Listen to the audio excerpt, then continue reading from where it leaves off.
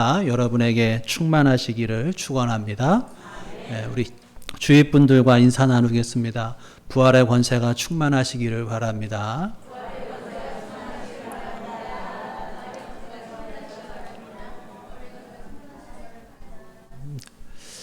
부활절은 예수님의 부활을 기념하는 기념일이죠. 예수님께서 십자가에서 죽으셨지만 죽으신 지 사흘 만에 부활하셨습니다. 이것은 모든 사람들에게 새로운 생명의 희망을 주는 사건이라고 할 수가 있죠. 예수님께서 부활하셨을 때 먼저 막달라 마리아와 다른 여성들에게 나타나셨어요. 성경을 읽을 때마다 이 부활절 아침에 보면은 남자들이 제대로 보이지를 않아요. 첫 번째 부활절을 얘기를 하면 남자들은 다 어디가 있었을까? 오늘 본문에 보면은 그 답이 있죠. 자, 19절을 보시면 이날 곧 안식 후 첫날 저녁 때 제자들이 유대인들을 두려워하여 모인 곳에 문들을 닫았더니 남자들이 뭐해서 문을 닫았어요? 유대인들을 두려워서. 그러니까 남자들은 무서워서 문을 걸어 잠그고 있었다라고 하는 거예요. 그 현장에 있던 이 사도 요한의 증언이죠. 화면을 한번 보여주시면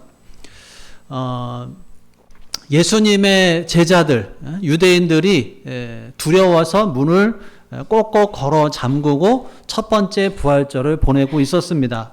아침부터 계속해서 들려오는 예수님이 부활하셨다 하는 소식을 들으면서 긴가민가 하면서 모이기는 했는데 두려움 속에서 문을 닫고 있어요. 그런데 그날 부활의 주님을 만난 막달라 마리아를 비롯한 몇몇 여인들은 하루 종일 가장 행복한 사람으로 하루를 보냈습니다. 물론 처음에는 이 여인들에게도 예수님의 무덤이 비어있다는 그런 충격, 그로 인한 두려움이 있었지만 곧 여기저기에서 자기들과 같이 예수님의 부활을 봤다라고 하는 소식이 들려오니까 담대함이 생겨요. 더 이상 여성들은 두려울 것이 없었다라고 하는 거죠. 그저 행복하기만 했습니다. 근데 예수님의 제자들은 여인들과 다르게 유대인들이 두려워서 숨어 있었고 또 밤에 모일 때도 무서워서 문들을 모조리 걸어 잠그고 모여 앉아 있었다라고 하는 거예요.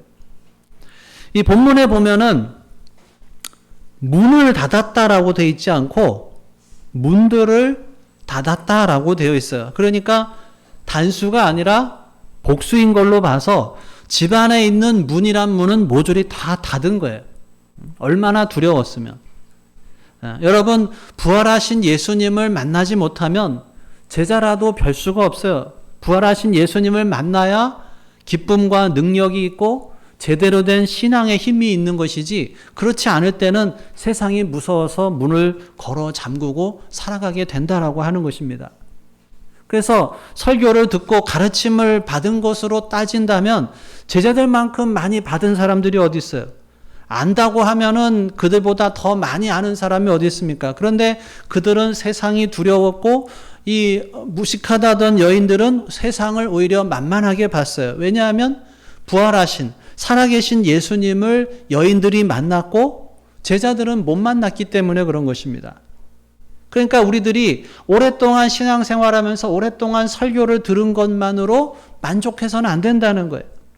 설교를 듣는 것만으로 세상이 두려워질 수가 있어요. 그러니까 말씀 속에서 그리고 실생활 속에서 살아계신 예수님, 부활하신 예수님을 만나야 담대해진다라고 하는 것입니다. 세상이 더 이상 두려움의 대상이 아니게 된다라고 하는 거예요. 그런데 예수님의 제자들은 두려움 속에 있었습니다. 두려워서 문들을 다 걸어 잠그고 불안함에 빠져 있었다라고 하는 거예요. 그런 이들을 예수님께서 찾아가셔요. 화면을 보여주시면 문을 단단히 걸어 잠갔지만 예수님께서는 이미 단순한 육신의 차원을 벗어난 부활의 몸이시기 때문에 시공간을 초월해서 그들 가운데 나타나셨습니다. 그리고는 부활의 첫 인사를 하셔요. 뭐라고 하시냐면 너희에게 평강이 있을지어다. 좀 부활의 첫인사 치고는 좀 그래요. 좀 더 멋있게 좀 인사 멘트를 하면 좋을 것 같은데, 옛날에 누구죠? 뭐 왔노라, 뭐 보았노라, 뭐 이런 좀 이런 멘트를 하면 좋을 것 같은데, 너희에게 평강이 있을지어다.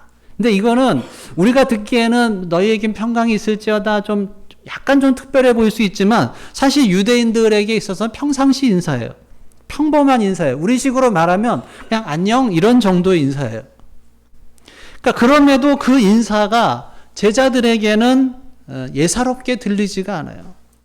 엄청난 무게로 큰 힘이 실린 인사로 그토록 듣고 싶었던 인사였다라고 하는 거예요. 왜냐하면 그들에게 평강이 없었기 때문에 그렇습니다. 우리가 인사할 때 안녕하세요 이렇게 인사를 하잖아요. 그런데 안녕하지 못한 사람이 그 인사를 받으면 어떨까요?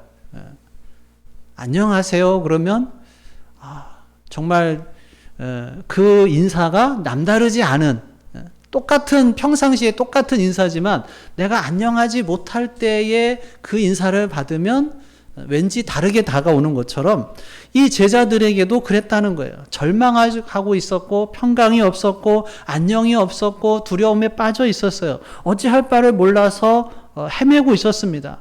간간히 들려오는 예수님의 부활 소식에 어떻게 해야 될지를 쩔쩔매고 있었어요. 믿어야 하는 건지 말아야 하는 건지 혼란 가운데 있습니다. 이미 평강이 사라져 있어요. 모이긴 했는데 평강이 없습니다. 하나님의 백성이면서도 하나님의 평강, 여호와 샬롬이 없었다라고 하는 거예요.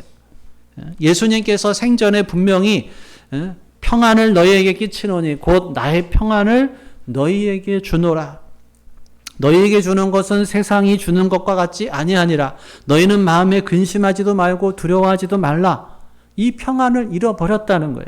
어쩌다가 그 평안을 주셨던 예수님이 사라졌기 때문에, 믿고 의지하던 예수님이 죽으셨기 때문에, 그렇기 때문에 예수님이 부활하셨다고 해도 믿을 수가 없는 거예요. 믿을 수가 없으니까 그들에게 찾아오는 것은 두려움과 공포와 혼란밖에 없었다라고 하는 것입니다.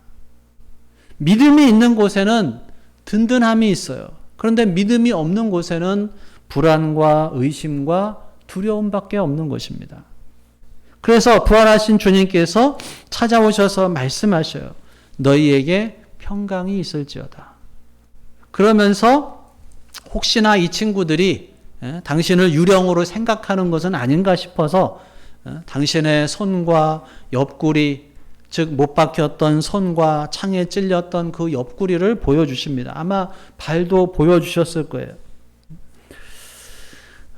이에 제자들이 그때서야 다들 기뻐했다고 합니다. 진짜 예수님이 부활하신 것을 믿은 거죠. 자기들을 위해서 찔린 못자국, 창자국을 가지고 있는 부활의 예수님을 확인하고서는 기뻐했답니다. 제자들의 회복이 시작된 거예요. 이것이 첫 번째 부활절에 있었던 일입니다. 그런데 그 부활절의 기쁨이 거기서 끝나는 것이 아니라 이렇게 당신이 부활하신 것을 친히 보여주신 예수님께서 기뻐하는 제자들에게 그러시죠. 자, 21절 같이 읽겠습니다. 시작. 예수께서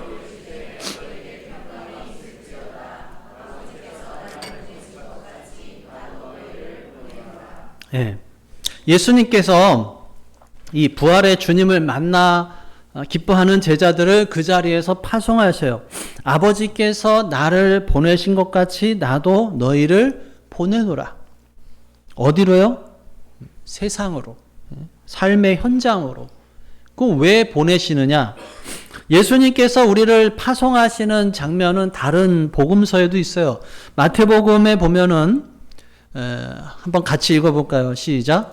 예수께서 나와 말씀하여 이르시되 하늘과 땅의 모든 권세를 내게 주셨으니 그러므로 너희는 가서 모든 민족을 제자로 삼아 아버지와 아들과 성령의 이름으로 세례를 베풀고 내가 너희에게 분부한 모든 것을 가르쳐 지키게 하라. 볼지어다 내가 세상 끝날까지 너희와 항상 함께 있으리라 하시니라. 아멘. 마가복음도 읽어보겠습니다. 시작. 또 이르시되 너희는 온 천하에 다니며 만민에게 복음을 전파하라. 예. 그 다음에 누가복음과 사도행전을 기록한 사도 누가가 쓴 것이 있어요. 사도행전 1장 8절 시작. 오직 성령이 너희에게 임하시며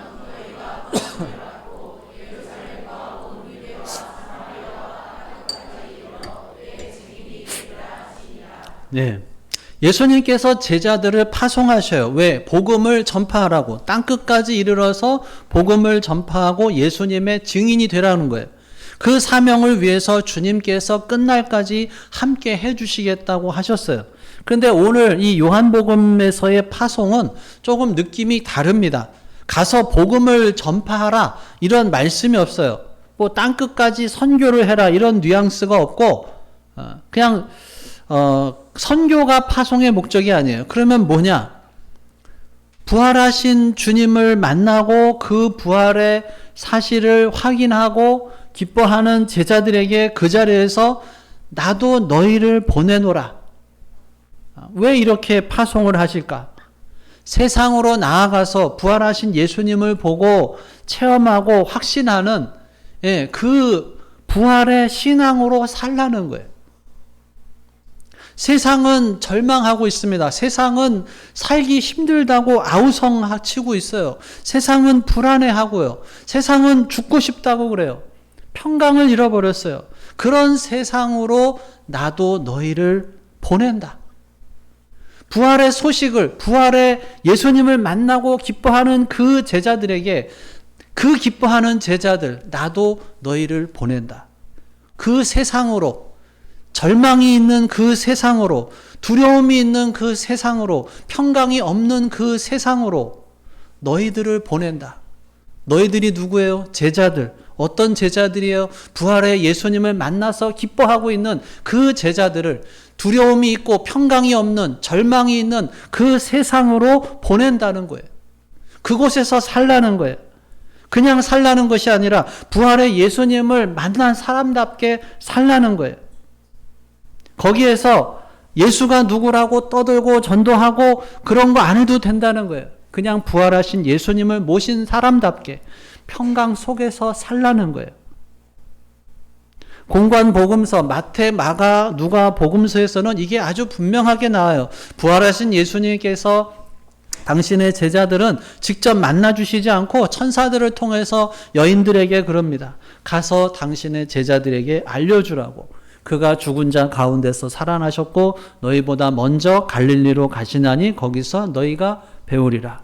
그러니까 부활하신 예수님은 이 무덤에 안 계시니까 무덤으로 찾아오지 말라는 거예요. 부활하신 예수님은 예루살렘에 계시지 않고 너희들의 삶의 터전 갈릴리로 이미 가셨으니까 그 예수님을 만나려면 빨리 너희들의 삶의 터전인 갈릴리로 가라는 거예요. 부활하신 예수님, 그 예수님을 만나고 기뻐하는 우리들에게 말씀하시는 거예요. 나도 너희를 보낸다. 가라. 너희들의 삶의 현장으로. 가서 어떻게 하라고요? 가서 예수 믿는 사람답게 살라는 거예요. 생명의 예수를 모신 사람답게 자신 있게 살으라고 하는 것입니다. 그러기 위해서 이어지는 말씀이 있죠. 22절 같이 읽겠습니다. 시작. 이 말씀을 하시고 그들을 향하사 숨을 내쉬며 이르시되 성령을 받으라. 23절도요. 너희가 누구의 죄든지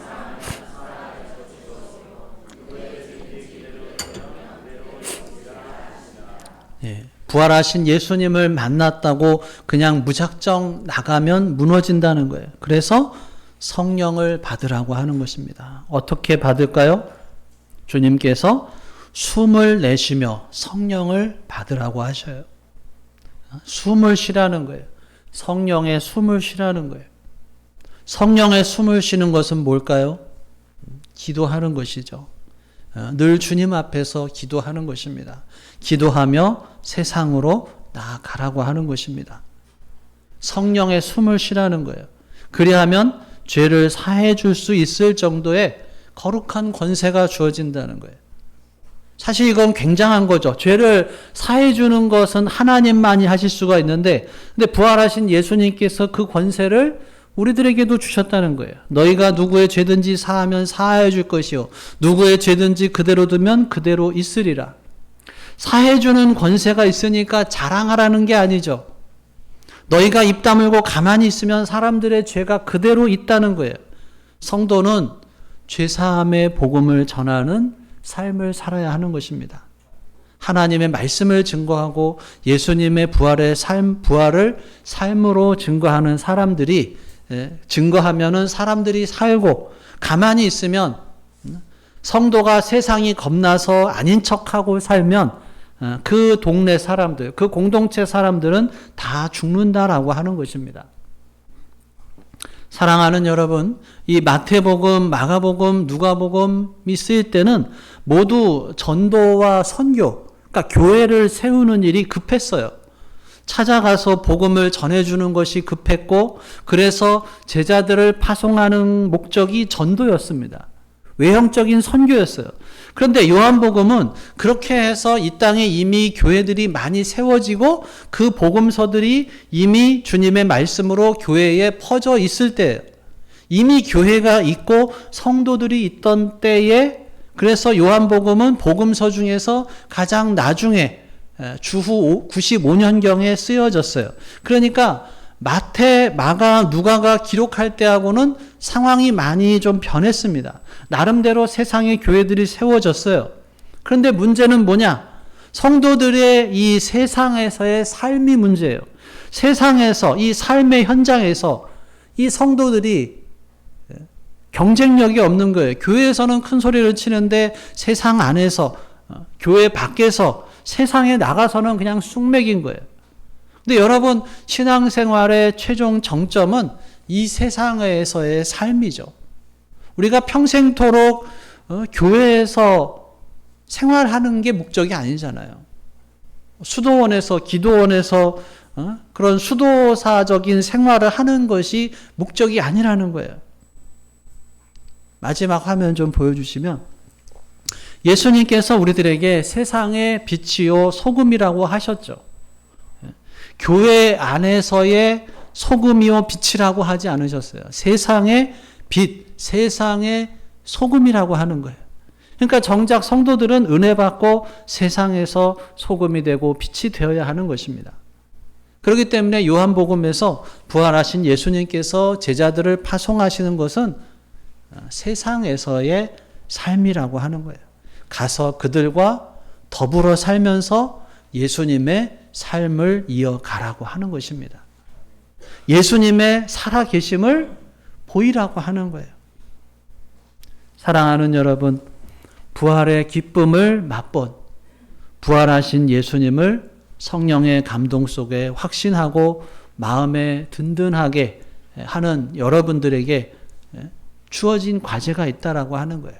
우리가 세상에서, 삶의 현장에서 예수님이 살아 계신 것처럼 그렇게 우리가 살아야 할 줄로 믿습니다. 부활절이라고 해서 그냥 연례 행사로 끝내는 것이 아니라 부활의 성도답게 살아야 하는 것입니다. 그렇기 때문에 우리는 너무 낙심하지도 말고, 너무 두려워하지도 말고, 너무 어둡게도 살지 마시고, 예수님께서 십자가에서 죽어서 컴컴한 무덤 속에 완전 절망의 상태에 던져진 상황에서 한 줄기 빛으로 찬란하게 부활하셨습니다. 그 예수님께서 나와 함께 하시고 살아계신 주님께서 나와 함께 하시는 줄 믿을 수 있기를 간절히 바랍니다. 기도하겠습니다.